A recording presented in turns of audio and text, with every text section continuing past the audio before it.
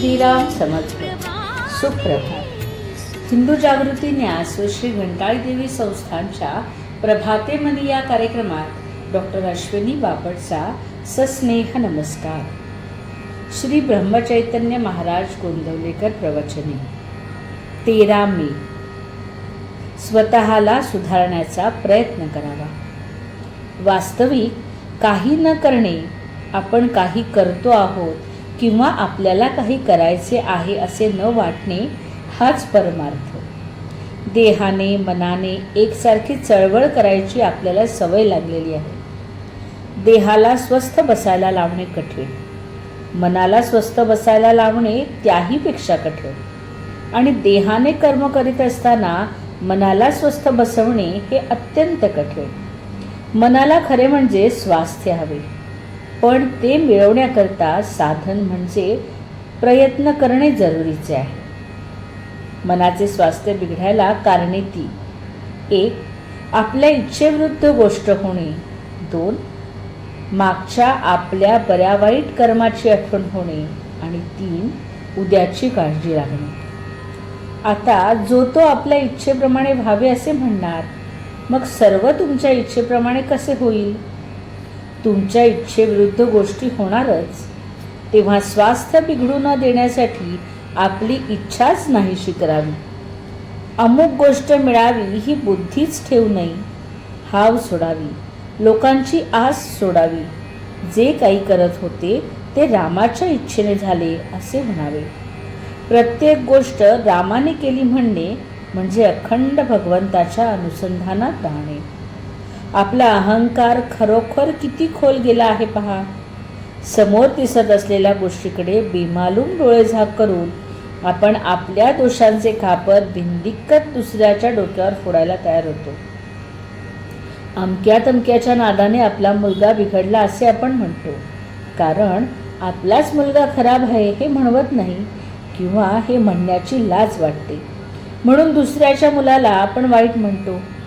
आपला मुलगा आपल्या डोळ्यादेखत संगतीच्या योगाने एवढा बिघडतो, तर मग संगतीचा परिणाम केवढा असला पाहिजे? संगतीचा परिणाम जर एवढा मोठा आहे, तर संत संगतीत असताना आपल्यात सुधारणा का दिसू नये? संत संगतीने मग आपण निश्चित सुधारायला पाहिजे, पण तसेच जर दिसत नाही तर मग नडते कुठे? याचे मुख्य कारण म्हणजे आपण स्वतःला सुधारण्याचा प्रयत्नच करीत नाही. आपल्याला सर्व समजते, परंतु प्रयत्न करायला नको.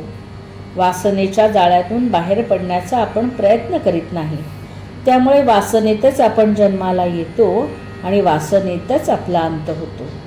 याकरता एकच खात्रीचा उपाय आहे, आणि तो म्हणजे भगवंताला अनन्य भावाने शरण जावे. रामा, तुझ्या वाचून माझी यातून सुटका नाही. तू ठेवशील त्यात मी आनंद मानेन. तुझे प्रेम मला लाभू दे, असे कळकळीने रामाला सांगावे आणि सदैव त्याचे नाम हृदयात ठेवावे. तो उदार परमात्मा तुमच्यावर कृपा केल्याशिवाय राहणार नाही याची खात्री बाळगा. बोधवचन. वासना मारायला भगवंताचे अधिष्ठान हा एकच उपाय आहे. आजचा हिंदू कर्तव्य दिन विशेष. 13 मे. स्कंदषष्ठी. प्रत्येक चांद्रमासातील शुद्ध षष्ठी ही स्कंदषष्ठी मानली जाते.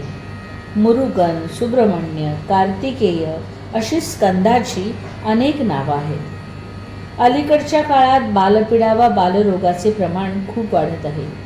आपल्या आहारातील अन्नधान्य व भाज्या या युरिया खतावर पिकवल्या जातात. त्यामुळे आपल्या शरीरात अतिरिक्त आम्ल व पर्यायाने प्रोटीन प्रविष्ट होते.